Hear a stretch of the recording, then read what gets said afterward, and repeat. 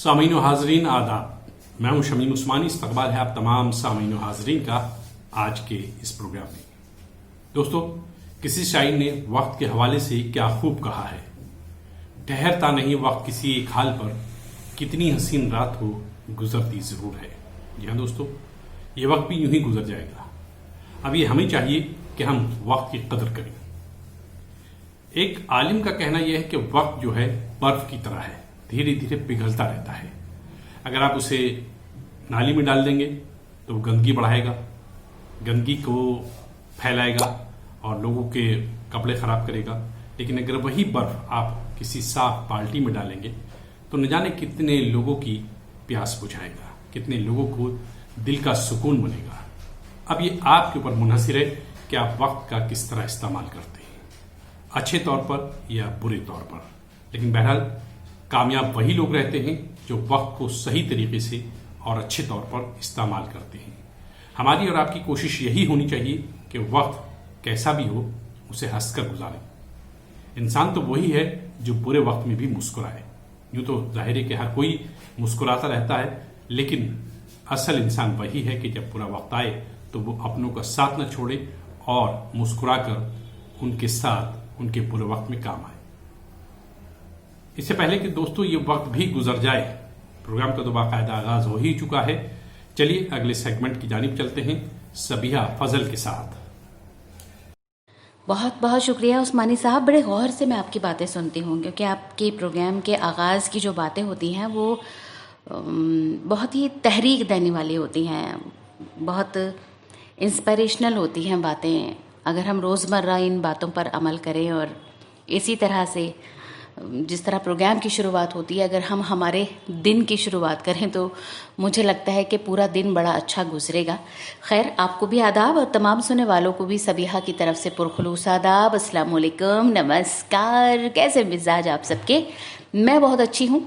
आप सबका प्यार है, आप सबकी दुआएं हैं, और थोड़ा सा ये भी है कि इतनी अच्छी बातें इस प्रोग्राम में होती हैं और उन पर हम भी अमल करते हैं, तो खुदा का शुक्र है कि हर तरह से आफियत में हैं हम, और खुदा करे कि आइंदा भी ऐसा ही रहे और आप लोग भी इसी तरह से सेफ रहें, सेहतमंद रहें। यही हमारी नेक ख्वाहिशात आप सबके लिए भी हैं। और मज़ीद आपने क्या करना है, सेहत को किस तरह से दुरुस्त रखना है, किन किन बातों पर अमल करना है। हालांकि अब धीरे धीरे बहुत सी चीज़ें जो हैं वो दोबारा से खुल चुकी हैं। लॉकडाउन के मरहले एक के बाद एक जैसे जैसे पूरे हो रहे हैं, कुछ और चीज़ों में कहीं गुंजाइश निकल रही है, कुछ और चीज़ें खुलती जा रही हैं, लेकिन अभी भी एहतियात का दामन हमने नहीं छोड़ना है। इसी बात के साथ चलिए देखते हैं डॉक्टर की सलाह। मैं डॉक्टर सईदुल हसन आरिफ, सदर शोबा पैथोलॉजी, मेडिकल कॉलेज अलीगढ़ मुस्लिम यूनिवर्सिटी, आपसे मुखातिब हूँ। आज दुनिया जिस बहरान से गुजर रही है उससे आप सब लोग वाकिफ़ होंगे। शायद ही कोई ऐसा मुल्क बचा हो जिसमें यह वबा ना फैली हो। अमेरिका, चीन, स्पेन, बरतानिया, इटली जैसे ममालिक जो अपने को बेताज बादशाह समझते थे, उन्होंने इस बीमारी के आगे अपने घुटने टेक दिए। इसी तरह इटली और स्पेन और बरतानिया का हाल है। हिंदुस्तान भी इससे अछूता नहीं है। आप जानते ही होंगे कि दुनिया में यह आलमी वबा किस तरह फैल रही है। एक हकीर सा कीड़ा जो आंखों से दिखता भी नहीं है, जो अगर जानदार जिस्म से बाहर है तो वो बेजान है, और अगर जानदार में आ गया तो ऐसे तहलका मचाता है जिससे आप सब लोग वाकिफ होंगे, और ऐसा मुहलिक हो जाता है कि खुदा की पनाह। अब सबसे अहम चीज़ ये है कि इससे बचाव किस तरह किया जाए। तो सबसे अहम बात यह है कि आपस में दूरी बना के रखें। हमें नहीं पता है कि कौन आदमी, कौन शख्स जिससे हम मिल रहे हैं वो इससे मुतासिर है या नहीं, और मुतासिर वो है अगर तो ये जरासीम उसके हाथों पर, उसके कपड़े पर या जो भी चीज़ वो है जो आपके टच में आ रही है, उससे ये आप में मुंतकिल हो सकती है, और फिर अगर आपके हाथ में लग गई तो आपके बदन में दाखिल हो सकती है, जिससे आप भी इन्फेक्टेड हो सकते हैं। इसको सोशल डिस्टेंसिंग का नाम दिया गया है, यानी समाजी दूरी। ये बहुत बहुत अहम चीज़ है, क्योंकि जैसा कहा गया है कि, और जगह जगह आपने भी सुना होगा और पढ़ा होगा कि ये जरासीम सरफेस पे, सतह पर काफ़ी देर तक रहता है। हर सतह की अपनी अलग अलग मकदार है, कहीं 4 घंटे, कहीं 6 घंटे, कहीं 2 दिन, कहीं 3 दिन। अब हमको नहीं पता कि किस सतह पर ये जरासीम है या नहीं है। हम अगर सोशल डिस्टेंसिंग मेंटेन रखेंगे, समाजी दूरी मेंटेन रखेंगे, अपने को घर के अंदर महफूज रखेंगे, आए जाएंगे नहीं, लोगों से मिलेंगे नहीं, तो हम इस बीमारी से बच सकते हैं। ये बहुत अहम चीज़ है जो हम लोगों को समझ लेना चाहिए। दूसरी अहम चीज़ कि सफाई का ख्याल रखना। सफाई यानी हाथ की सफाई। किसी भी अच्छे साबुन से हमें कम से कम 20 सेकेंड हाथ को बराबर धोने आए। बाहर से आए फौरन धो लें, घर में भी हैं, हम कुछ काम कर रहे हैं, उसके बाद घर में भी 4-5 बार हम हाथ धो सकते हैं, और या किसी अच्छे सैनिटाइज़र से हम अपने हाथ को साफ़ कर सकते हैं। लेकिन सबसे अच्छी चीज़ ये है कि किसी अच्छे साबुन से हाथ को बार बार धोना। सफाई हमारी ईमान का निस्फ जुज़ है, इसलिए सफाई को बहुत ख्याल से हमें सफाई करनी चाहिए। जो सामान हम बाहर से लाएं उनको भी अच्छी तरह धोकर तभी पकाएं।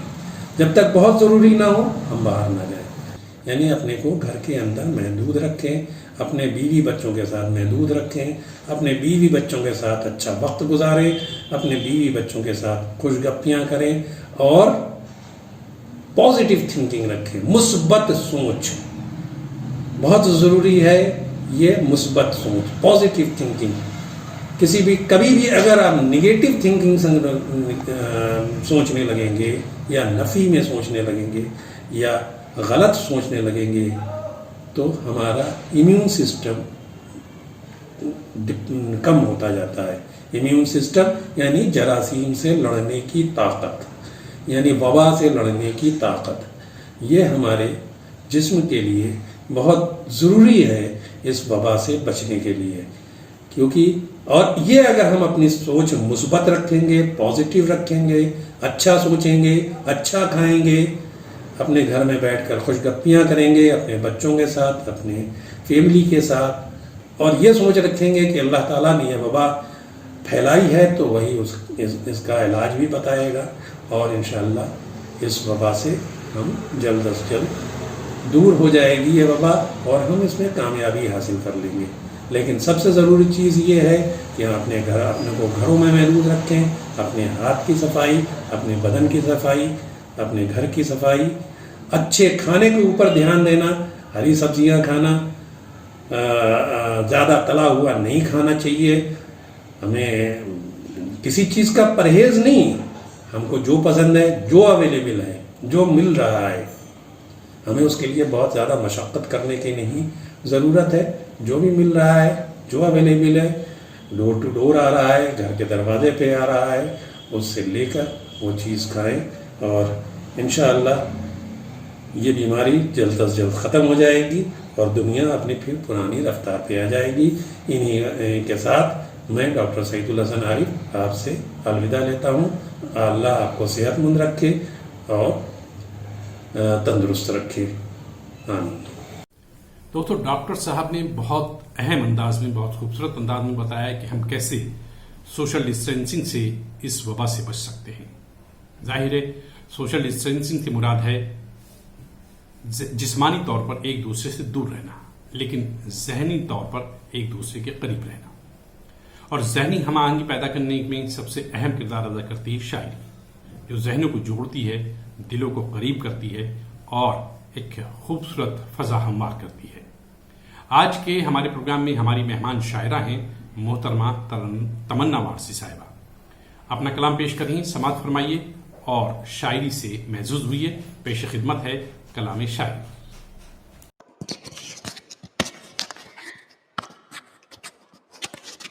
ख़वातीनो हज़रात आदाब। मैं तमन्ना वारसी। मैं बेहद शौक़ से ये उर्दू चैनल सुनती हूँ और मुझे ये बेहद पसंद है। अब मैं आपकी खिदमत में गज़ल पेश करती हूँ, मुलाहिज़ा फरमाएं।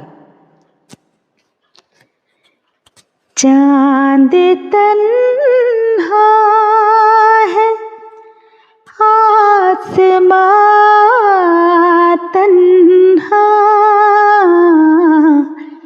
चाँद तन्हा है, आसमां तन्हा, दिल मिला है कहाँ कहाँ तन्हा, चाँद तन्हा है, आसमां तन्हा, दिल मिला है कहाँ कहाँ तन्हा, चाँद तन्हा है, आसमां तन्हा, बुझ गई आग, छुप गया तारा, बुझ गई आग, छुप गया तारा,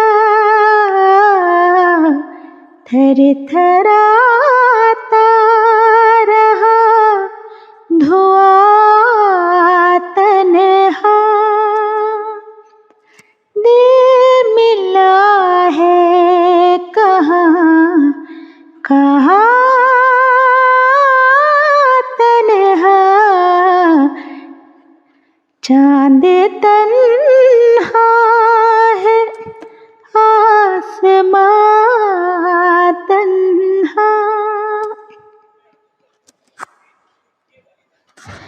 जिंदगी क्या इसी को कहते हैं, जिंदगी क्या इसी को कहते हैं, जिस्म तन्हा है और जान तन्हा, दिल मिला है कहाँ कहाँ तन्हा, चाँद तन्हा है, आसमां तन्हा,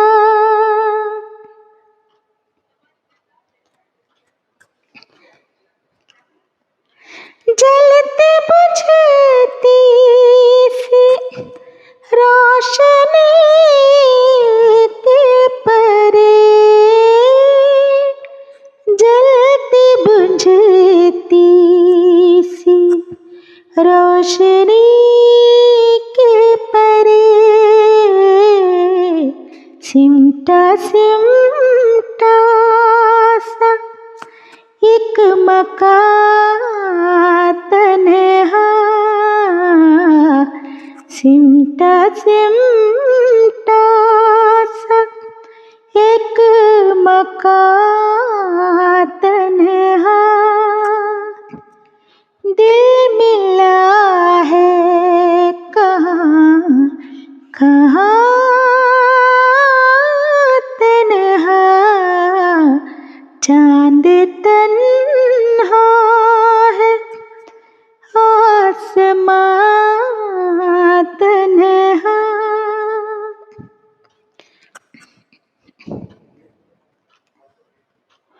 राह देखा करेगा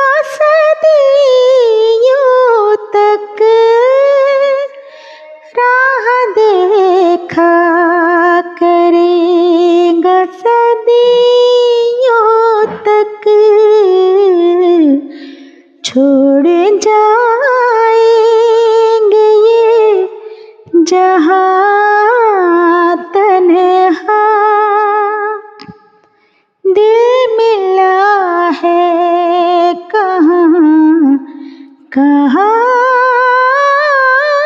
तन्हा, चांद तन्हा है आसमां तन्हा, दिल मिला है कहाँ कहाँ तन्हा, चांद तन्हा है आसमां तन्हा।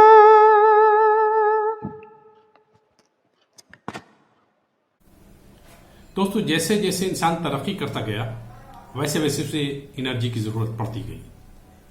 इब्तदा में जब तक इंसान जंगलों में रहता था उसके रिसोर्सेज कुछ और थे, फिर धीरे धीरे उसने शहर बसाना शुरू किए, धीरे धीरे मशीनें ईजाद होनी शुरू हुई तो उसकी एनर्जी की जरूरत बढ़ती गई। और अब अल्टरनेटिव एनर्जी की बात हो रही है। अल्टरनेटिव एनर्जी क्या है?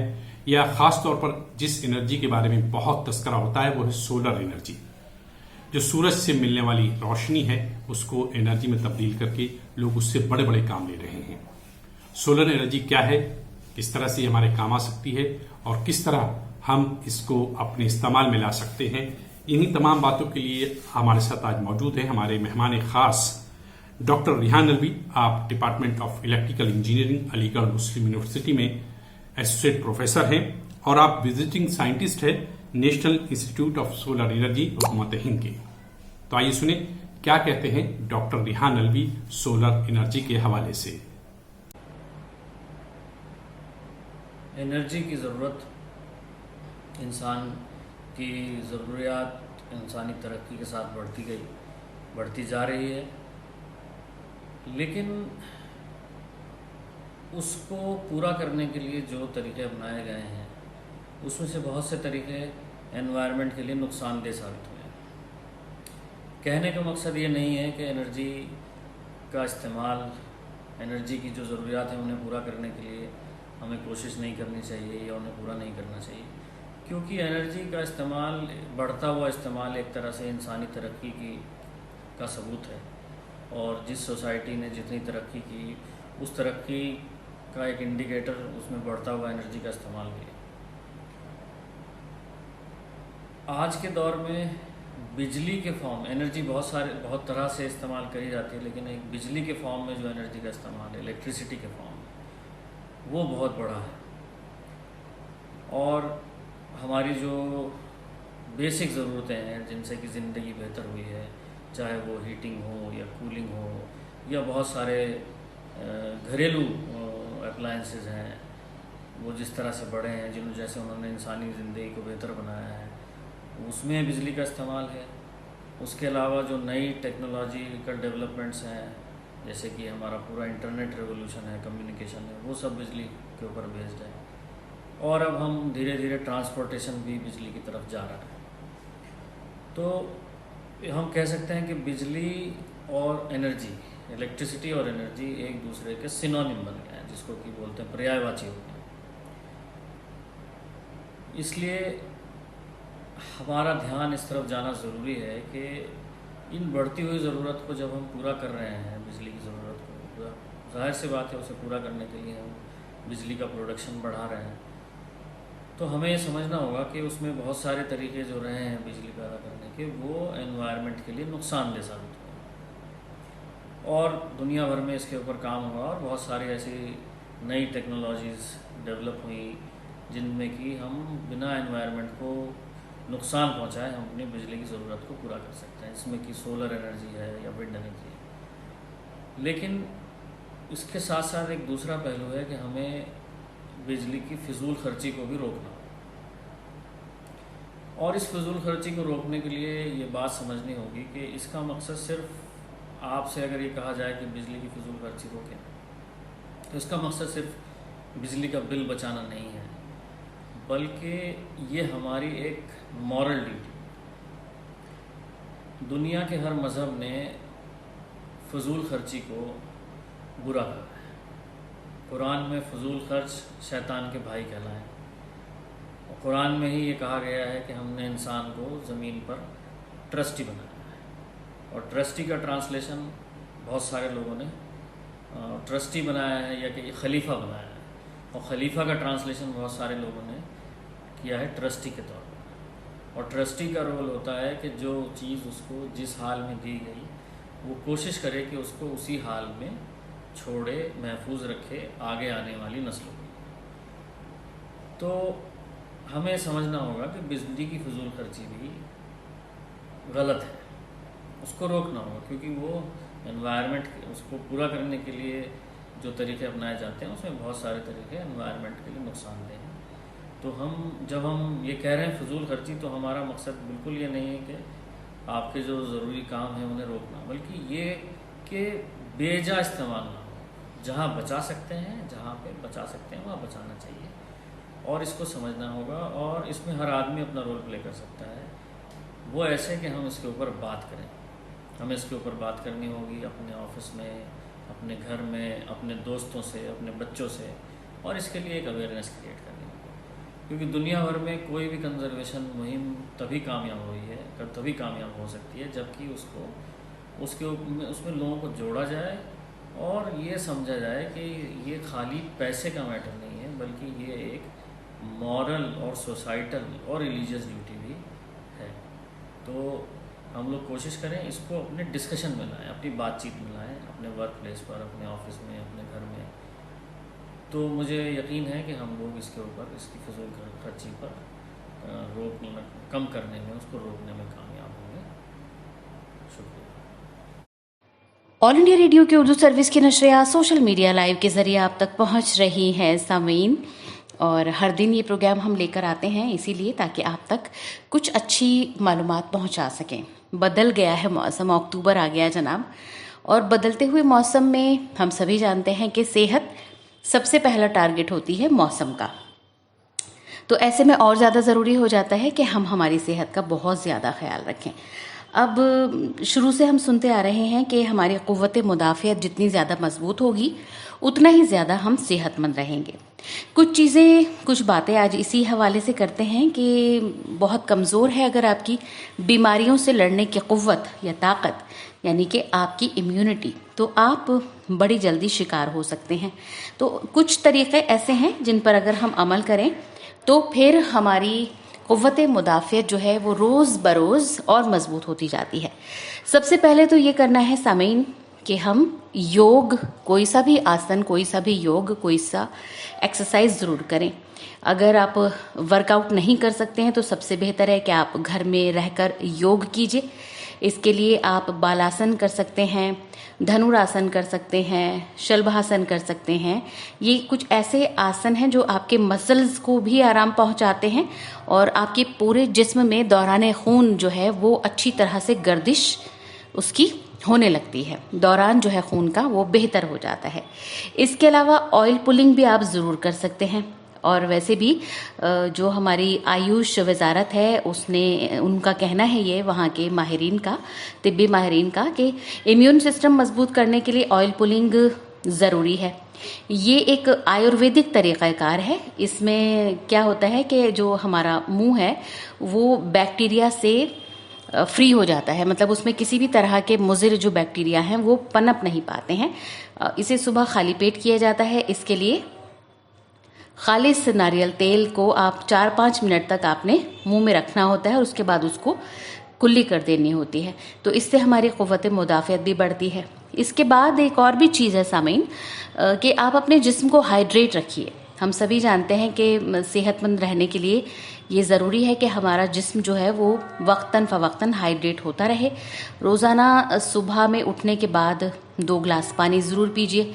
इसे आप नींबू शहद या फिर हल्दी डालकर भी इस्तेमाल कर सकते हैं, या सिर्फ नींबू डालकर भी इस्तेमाल कर सकते हैं, या सिर्फ सादा पानी भी आप इस्तेमाल कर सकते हैं। खाली पानी पीने से भी काफ़ी फ़ायदा होता है और आपको अच्छे रिजल्ट्स मिलते हैं। एक्सरसाइज ज़रूर कीजिए अगर आप कर सकते हैं तो। आधे घंटे की एक्सरसाइज से आप कई बीमारियों से कोसों दूर हो जाते हैं सामीन, और आपकी जो क़ुव्वत मुदाफ़ियत है वो भी बढ़ जाती है। आप आम सी एक्सरसाइज कर सकते हैं, जैसे आप चहलकदमी कर सकते हैं, जॉगिंग कर सकते हैं, साइकिलिंग कर सकते हैं। इन चीज़ों से आप शुरुआत कर सकते हैं। और अगर आप चाहें तो स्किपिंग भी कर सकते हैं, आधा घंटा करना है आपको और आप इसके नताइज बहुत अच्छे होंगे। एक और सबसे अहम बात है कि नाश्ता जो है वो बहुत ज़रूरी होता है। जो हमारे तिब्बी माहिरीन हैं उनका कहना है कि सुबह का नाश्ता दिन का सबसे अहम खाने का हिस्सा होता है। यानी दिन में हम खाना खाते हैं, दोपहर में, शाम में, लेकिन सबसे ज़्यादा जो ज़रूरी खाना है वो है हमारा सुबह का नाश्ता। इसको कभी भी स्किप ना कीजिए, बल्कि रोज़ाना नाश्ते में प्रोटीन, विटामिन्स, कार्बोहाइड्रेट्स, फाइबर वगैरह ऐसी चीज़ें जो हमारे जिस्म के लिए ज़रूरी हैं, इन तमाम चीज़ों का मिलना ज़रूरी हो जाता है। तो आप सुबह सुबह में ताज़े फल खा सकते हैं, साबुत अनाज खा सकते हैं, सब्जियों का इस्तेमाल किया जा सकता है सलाद के तौर पर। ये सारी चीज़ें हमारी सेहत के लिए बहुत ज़्यादा ज़रूरी हो जाती हैं। तो ये थी कुछ बातें कि जैसे आपने सुबह का नाश्ता करना है, एक्सरसाइज करनी है, अपने जिस्म को डिहाइड्रेट रखना है, ऑयल पुलिंग भी आप कर सकते हैं। किसी से पूछ भी सकते हैं आप, आपके कोई डॉक्टर, कोई हकीम, कोई भी जान पहचान वाले हों, उनसे आप पूछ सकते हैं। योग कर सकते हैं आप। मतलब सिर्फ इतना है कि हम सेहतमंद रहें।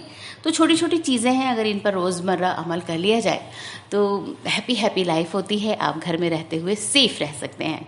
तो फिलहाल इन्हीं कुछ बातों के साथ आज का ये प्रोग्राम सबीहा को दीजिए अब इजाज़त, यानी कि प्रोग्राम ख़त्म करने की इजाज़त। इंशाल्लाह जल्द फिर होगी मुलाकात, आप सबके साथ होंगी कुछ और बातें। खुदा हाफिज़।